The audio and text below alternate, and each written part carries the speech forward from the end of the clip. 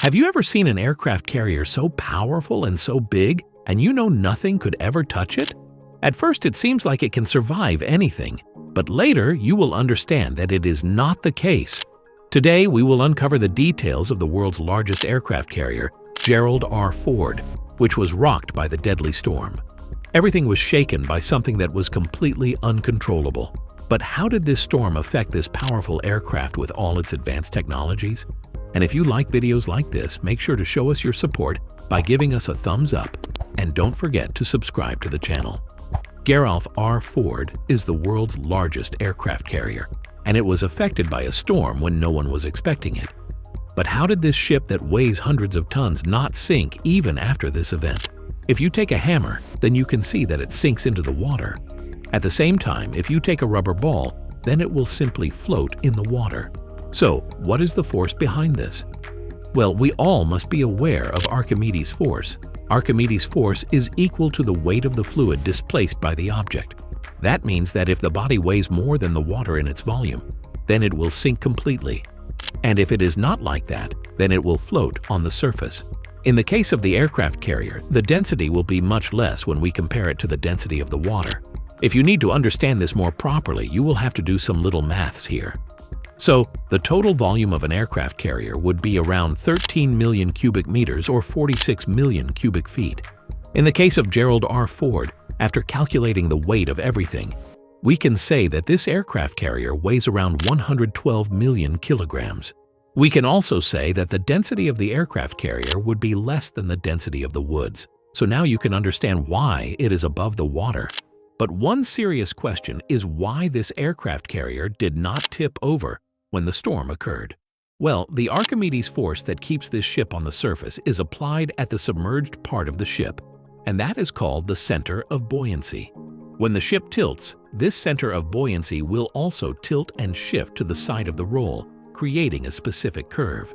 The intersection of the vertical axis of the ship with the vector of Archimedes' force is called the metacenter. If the center of gravity of the ship lies below this metacenter, then the ship will be stable, and if this is above, then the ship won't be stable. This is a complex task and involves many advanced technologies. So making a ship is indeed rocket science. But many shipwrecks prove that sometimes the theory does not coincide with real life. One such shipwreck that shocked the entire world is the Seawolf shipwreck that happened in South Korea. That ship capsized and killed more than 300 people. This happened on the 26th of April 2014, and what makes it really heartbreaking is that most of the passengers inside that ship were school children. During the investigation, it was found that this happened because of the overloading of the vessels and the improper placement of the cargo. When we take a look at the aircraft carrier, Gerald R. Ford, it is home to many aircraft and helicopters.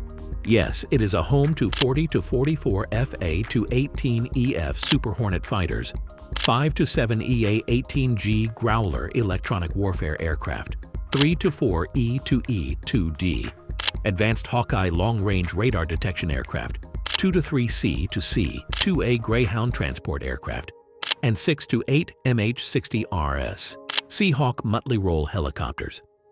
From all this, we can clearly understand that the stability of the ship is constantly affected. So this will affect the stability of the ship. Many of you might know about the shock test that is done by the US Navy to check the capability of an aircraft carrier before making it part of the force. This test is considered really important, and this will ensure that the ship can withstand any harsh conditions. This is to check how the ship will react to this kind of strong explosion. The Gerald R. Ford aircraft carriers have undergone all those tests, and it was concluded that this ship can withstand any such explosions. But this is not the end. There is another test, hard turns and maneuvering tests. As the name suggests, this test is done to check how quickly and sharply the ship can turn. This is to check the stability of the ship and to check the performance of the crew during this time. So from this test, we can understand the importance of stability. So how is this stability achieved? Well, there are many factors, and one among them is the shape of the hull. So this lowers the center of gravity of the ship as much as possible, and the center of buoyancy is raised as much as possible. The ballast system also helps in maintaining the weight of the ship. Yes, it will regulate the distribution of weight in the ship, There are active stabilizers in this ship. This will ensure that there will only be reduced transverse and longitudinal rocking, even in extremely harsh sea conditions. But sometimes all these systems tend to fail, and one such incident happened in December 1953. The aircraft carrier was caught in a storm, and which caused serious damage. The equipment that was on the deck was completely destroyed during the storm. And in 1969, another aircraft carrier faced the same fate. In that incident, many surplanes that were on the deck were seriously damaged. But this was not the case with the Gerald R. Ford aircraft carrier. In 2022, during the trial, this ship faced an extreme storm, and this resulted in serious rolls. There was no damage to the aircraft even after this severe storm. The missile system in the aircraft is another significant thing. So how do the aircraft carriers improve their sustainability during a crisis? Well, the Aegis Combat System and Phalanx CIWS play a huge role in this. But after all this, if the missile hits the ship, then the hope will lie in the watertight compartments. This will make sure that each compartment is isolated, and if one compartment gets struck, then the flooded water will not spread throughout the ship. This will prevent serious rolls during any crisis. The water won't spread to another compartment in this. So we can say that this plays a huge role in maintaining almost everything in the ship during the time of crisis. The number of compartments in this aircraft carrier is not disclosed since it is important information regarding the safety, but we will get an idea when we analyze all the previous aircraft carried. We can say that there could be several hundred watertight compartments in this aircraft carrier. Well, what will happen if a person gets trapped inside those watertight compartments? That compartment won't be open no matter what, since the safety of the ship is more important than the lives of the people.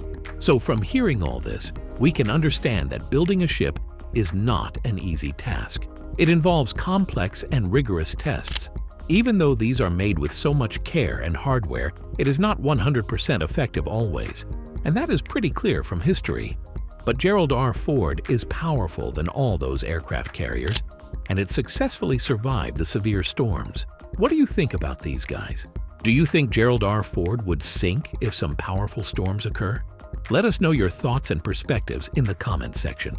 If you enjoyed watching this video, make sure you show us your love by smashing that like button. And for more similar content, don't forget to subscribe to the channel.